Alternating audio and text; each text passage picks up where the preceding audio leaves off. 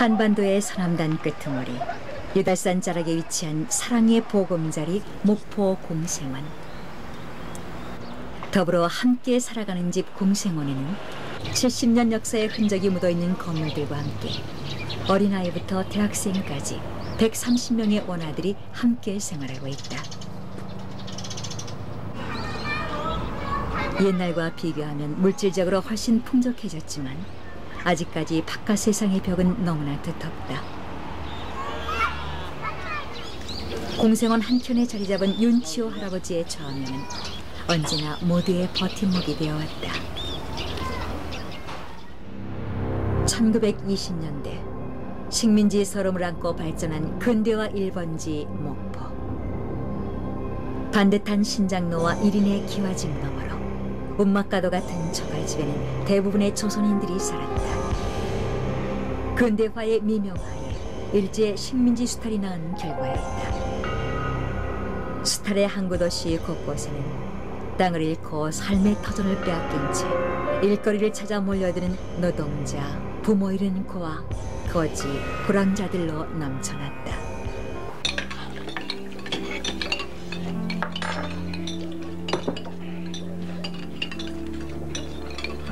다리 밑에서 살던 거지 7명과 함께 목포 공생원의 역사가 시작된다. 아이고, 생각이 없다냐. 응? 그런 게 동네에서 그냥 거지 대장이란 소리를 듣지. 난 누님도 미안해요. 시방 이 아거들은 길 잃은 양떼나 마찬가지인데 그들 나가 힘닿은 데까지 도와줘야지라.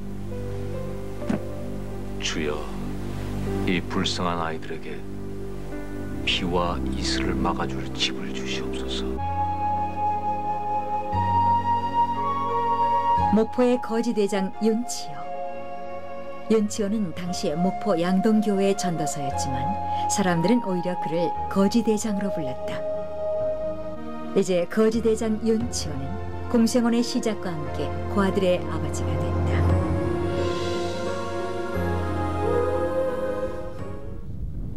윤치호는 1909년 파평윤씨 윤영대의 장남으로 태어났다. 그의 집안은 소작으로 생계를 겨우 유지할 정도로 가난했다. 더욱이 그의 나이 14살 되던 해에 아버지가 과로로 사망하자 그는 소년 가장이 되어 가게를 꾸려나가야만 했다. 치호 씨가 그렇게 가난해가지고 또 그랬기 때문에 나도 가난했기 때문에 예수 믿기 시작한 것입니다. 그때의 전도사들이 무엇이라고 전도를 했는 거니 예수 믿으면 복 받고 잘 산다고 그랬어요. 그놈에 다 믿기를 시작한 겁니다. 1924년 전남 한평에는 미국 남장로의 선교사 요섭액이 전도 활동을 하고 있었다. 예배 모임에 빠지지 않았던 윤치호는 선교사를 잘 따랐었고 마부인이라 불리는 선교사 마틴과의 만남은 윤치호 인생의 새로운 전기가 된다. 인생에서 결정적 영향은 그 유섭액 선교사의 그렇죠. 예, 그 분의 영향과 이제 참말로 결국 그 크게 되는 길은 마부인이 자기 아들과 같이 생각하고 그렇게 도와줬지요. 윤치호는 한평 옥동 예배당에서 미국 여성교사 마부인의 조수로 일하고 있던 중 그녀의 도움으로 전도사의 길에 들어선다. 가난하고 배고파서 믿기 시작했던 윤치호는 그렇게 세상의 빛과 소금이 되는 길에 나선다. 서울 피어선 성경학교를 졸업한 윤치호는 목포로 내려와 전도 활동을 하던 중 1928년 목포 공생원을 만들게 된다. 개인이 만든 복지시설로는 전남 최초의 고아원이었다. 당시 윤치호가 고아들을 데려다 놓으면 키워내는 것은 그의 누이들의 몫이었다. 거지들을 주워다가 뭐 부스럼 더덕더덕 나고 뭐 도레배 있고 내기들을 먹고 욕식에서 병원에 가 사정해서 치료해다가 방에다 집어넣고 큰 방은 그놈들 주고 더 적은 방은 우리 어머니하고 나하고 오빠하고 살고. 벽도 칸막이도 없는 초라한 방 한 칸에서 시작한 목포 공생원. 배고픔에 모두가 힘들었던 시절 비와 이슬을 피할 터전을 잡기 위해 5번이나 옮겨 다녀야 했던 공생호는 1937년 주위의 도움으로 유달산 자락 대반동에 자리 잡게 된다. 이때 공생원의 자원봉사자로 들어온 사람이 바로 윤학자였다. 윤학자 씨가 우리 고아원을 도와주려다 무료 봉사한다고 월급도 없이 풍금 치고 와서 봐주고 아이들 지다듬어주고 그 약도 발라주고 봉사를 했어요. 그러다가 걔는 나는 한국 아이들을 위해서 봉사하고 싶다고. 그런데 우리 오빠가 그런 여성을 구하는 마음으로. 윤학자는 1912년 10월 31일 일본 시코쿠 동단 고우지 와카마스에서 다우치가의 외동딸로 태어난다. 1919년 고치의 하급관리였던 그녀의 아버지가 조선 총독부로 발령받아 온 가족이 목포로 이주한다. 당시 그녀의 나이 7살이었고 조선은 3.1운동으로 민족운동이 거세게 타올랐던 때였다.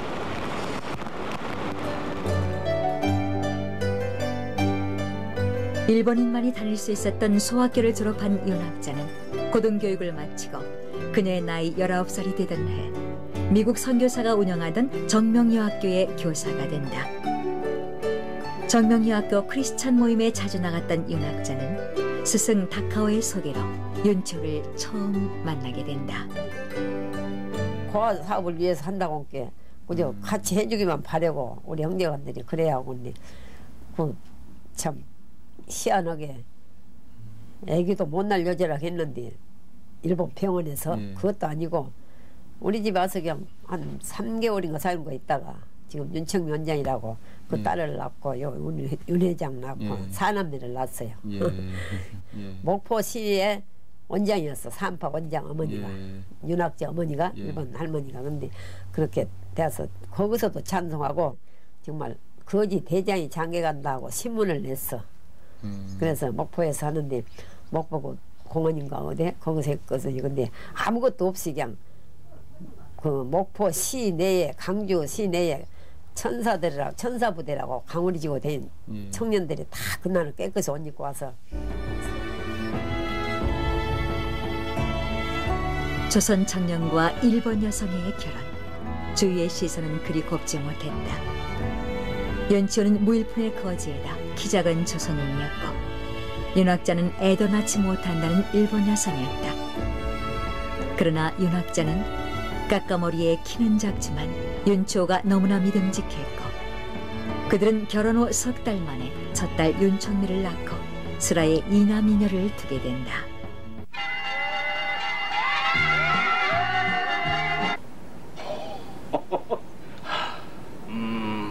자, 이시미단이 다 맞다 이랬고 나가라 목석군이시오. 응? 시방부터 니놈 이름은 묵석이다. 에? 알겠지? 갈수록 늘어나는 고아들을 키우느라 잠시의 쉴 틈도 없이 힘들었지만 그녀의 정성은 끝이 없었다. 그러나 일본 여성에 대한 시선이 좋을 수만은 없었다. 윤학자는 고아들을 위해 봉사한 것이 조선인에 대한 일본인들의 속죄라고 생각했다.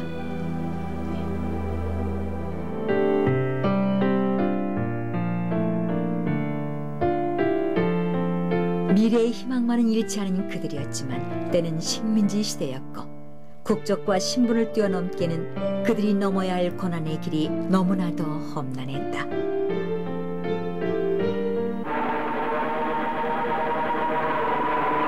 (1940년대) 태평양 전쟁을 일으킨 일제의 탄압은 극에 달했다. 수많은 젊은이들이 징용에 끌려가는 모습을 보면서 윤학자는 한없는 죄책감에 빠져 있었다. 일본의 패망과 조선의 해방, 윤치호와 윤학자. 이제 두 사람은 희비가 엇갈리는 역사의 소용돌이 속으로 빠져든다.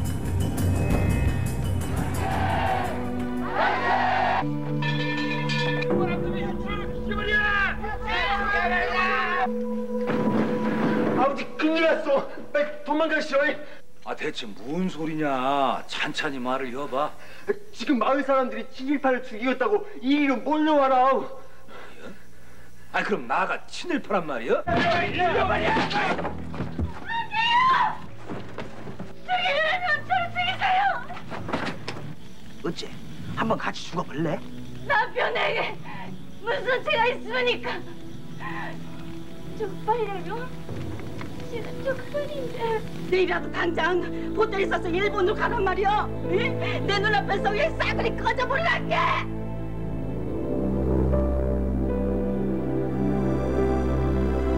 고향 일본으로 돌아간 윤학자.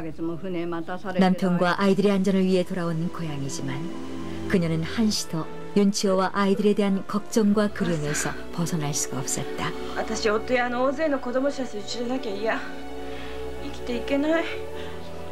千鶴子、お母さんを一人にして申し訳ないけど、私あそこしか生きる場所がないの。 1946년 10월 윤학자는 목숨을 걸고 공생원으로 다시 돌아왔다. 어머니를 부르는 아이들이 있기에 해방된 조선 땅은 윤학자에게는 이제는 더 이상 낯선 곳이 아니었다.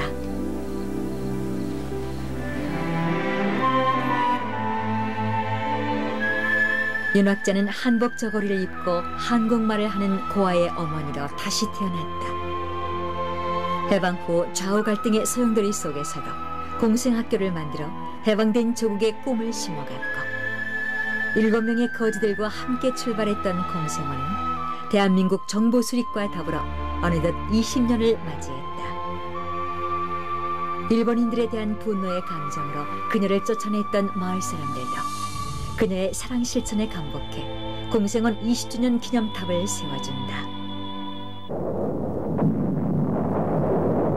한국전쟁이 발발하자 공생원은 또다시 역사의 소용돌이로 빠져든다.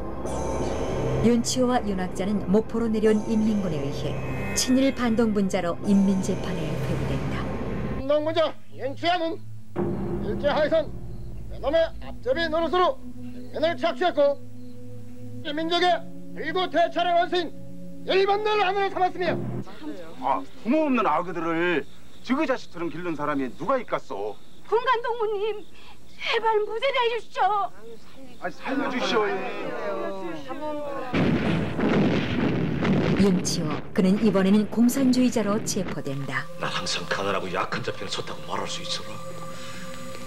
난 정치도 사상도 싫던데 세상에 갖다 버린 우리 아그들과 그냥 살아갈 뿐이란게. 여보, 나가 어찌게 공산주의자냐고. 에? 난 자본주의고 공산주의고 몰라. 나는 그저 자유를 갈망하는 것뿐이라고. 그런데 왜 우리는 서로 미워하고 죽이려 들까? 그 국군이 상륙해가지고 체포를 했으니까 체포해서 유치장에까지 넣었으니까 그때 목사님들 아니었으면 깐따구면 그때 죽었어요. 피난민이 몰려든 목포에는 턱없이 부족한 배급으로 당장 한 끼 때우기조차 힘든 상태였고 윤치호는 풀려난 지 이틀 뒤 식량을 조달하기 위해 광주 도청으로 떠난다. 하루만 묵고 오겠다던 그 길. 윤치호는 끝내 돌아오지 못했다. 안양여관이라고 하는 데서 이제 도청으로 교섭으로 가가지고 아마 도청까지 들려서 사정하고 오다가 길에서 행방불명 되어버린 거예요. 예. 그까지밖에 모르죠. 그 예. 그 이유를 전혀 알 수 없죠. 어떤 추측이라든가 그런 것도 전혀 알 수. 예. 폐허가 된 공생원, 500명까지 불어난 전쟁 고아들, 그리고 남편의 실종. 이제 모든 일을 윤학자 혼자 꾸려가야 했다. 그러나 슬픔에만 잠겨있기에는 상황이 허락하지 않았다. 새벽부터 하루 종일 수레를 끌고 다니며 구걸해야 했고 죽어나가는 아이들을 손수 묻어줘야 했다. 오직 남편이 돌아올 날만을 기다리며 어린애들이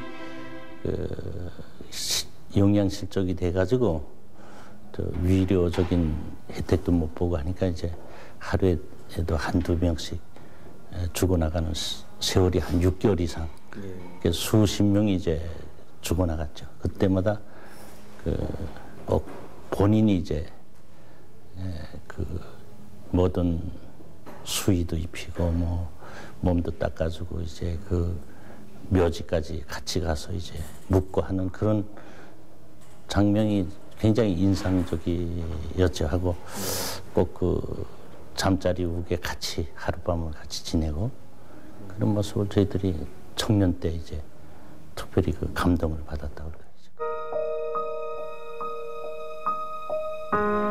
전쟁이 끝난 후에도 윤치호는 돌아오지 않았다. 일본인이라 원조조차 받기 어려웠던 윤학자는 대리원장을 맡아준 목사들의 도움으로 어려운 현실을 이겨나간다. 부족한 재원 때문에 다 큰 원아들은 일자리를 찾아 나섰고 기독교 복지단체의 도움으로 1956년 12월에는 재단법인 인가를 받았다.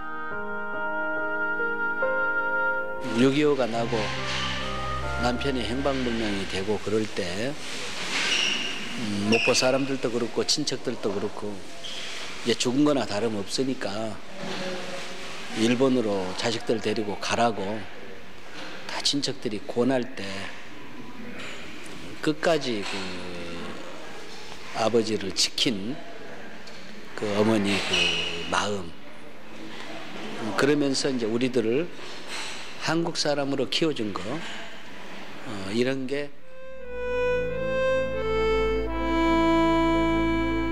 윤학자는 자신의 친자식들 산업미를 공생원의 고아들과 똑같이 길렀다.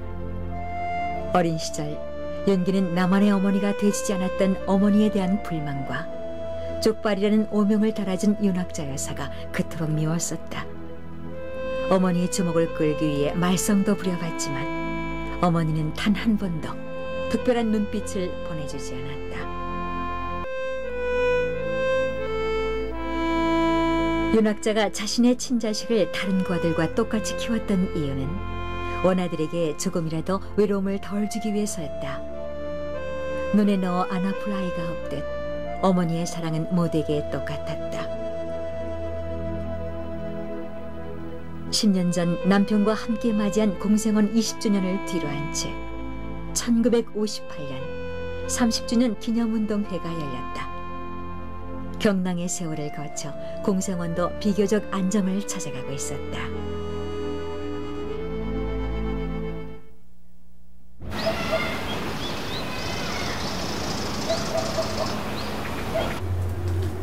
언젠가는 공생원으로 다시 돌아올 남편을 기다리며 살아온 윤학자는 고난의 벽들에 부딪힐 때도 아이들만 생각하면 용기가 났다.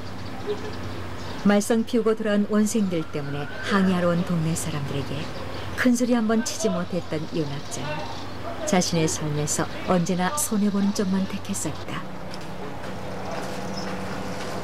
군대 간 원생들이 휴가차 오면 편하게 쉬지도 못하고 돌아가는 것을 보고 매번 안타깝게 지켜봐야 했던 시절. 공생원을 떠난 고아들이 사회에 적응하지 못한 채 다시 돌아오는 것을 보고 가슴 아파했던 윤학자는 원을 떠난 아이들이 사회에서 스스로 일어설 수 있도록 가르치는 것이 그녀의 유일한 소망이었다. 1958년 공생원의 첫 중학교 졸업생이 탄생했다. 먹고 살기에도 급급했던 그 시절에도 윤 원장은 아이들의 학비만큼은 빚을 내서라도 챙겼다. 고아에 대한 사회 편견을 이겨내려면 원아들에겐 사회에 적응할 수 있는 실력과 용기가 필요했기 때문이었다. 처음으로 어머니와 같이 동경에 갔을 때인데 몸이 불편해서 병원에서는 수술을 받으라고 그러는데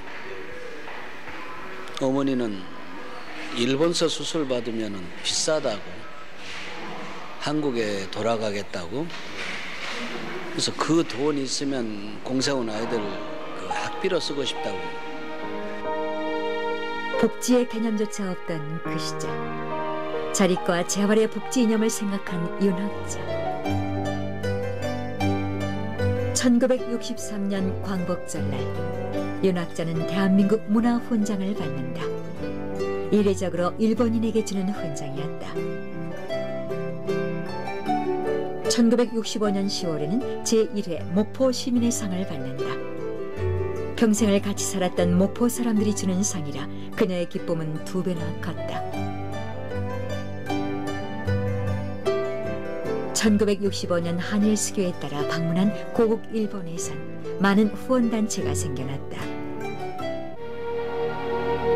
그러나 한국 고아들을 위해 무리하게 잡았던 일정은 그녀를 극도의 과로 상태로 몰아넣었고 오사카 바게사와의 참여 결연식에서 그녀는 결국 합병증으로 쓰러지고 만다.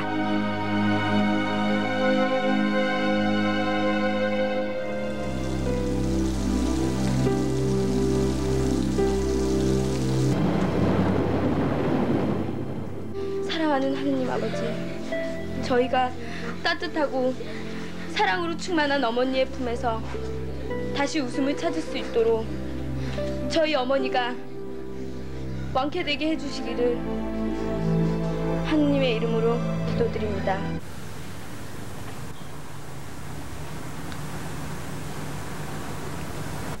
어머니. 예?梅干しがね食べたいの。 어머니는 외로운 영혼들의 등불 윤학자는 57세를 맞이하는 자신의 생일날 파란만장했던 삶을 마감한다. 그녀의 장례는 목포 시민장으로 치러졌다.